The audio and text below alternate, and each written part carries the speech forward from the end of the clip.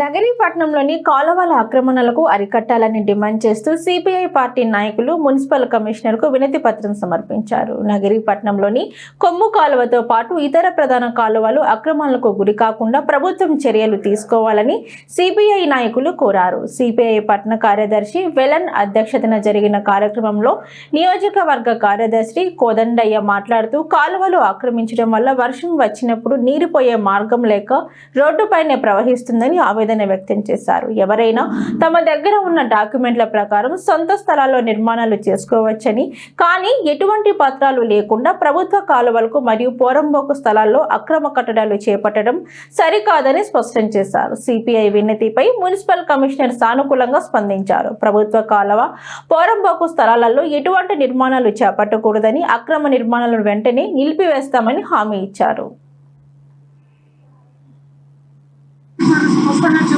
ఈరోజు నగిరి మున్సిపాలిటీ పరిధిలో ఉన్నటువంటి కొమ్ము కాలువల ఆక్రమణ జరుగుతూ ఉందని గత వారం రోజులుగా కమ్యూనిస్ట్ పార్టీ ఆధ్వర్యంలో వివిధ రూపాల్లో కార్యక్రమం నిర్వహించడం జరుగుతుంది.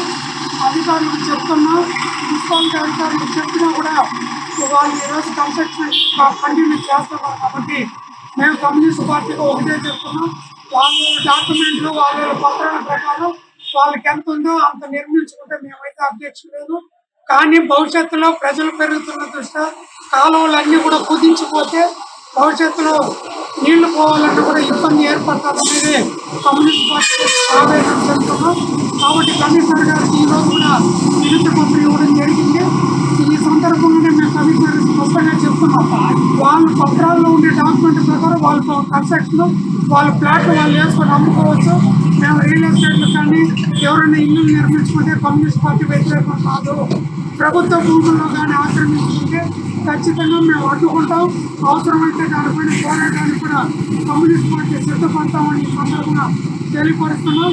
కమిషనర్ గారు కూడా సానుకూలంగా స్పందించి 2 రోజుల్లో పూర్తి వాళ్ళ డాక్యుమెంట్ ప్రకారం వాళ్ళ సొంత వేసుకున్న మిగతా భూమి స్థలాన్ని వదిలేని చెప్పే విధంగా చర్యలు తీసుకుంటామని కమిషనర్ గారు చెప్తున్నారు. కాబట్టి మేము కూడా ఆయన మాటకు విలువించి 6 రోజులు టైం ఇస్తాం.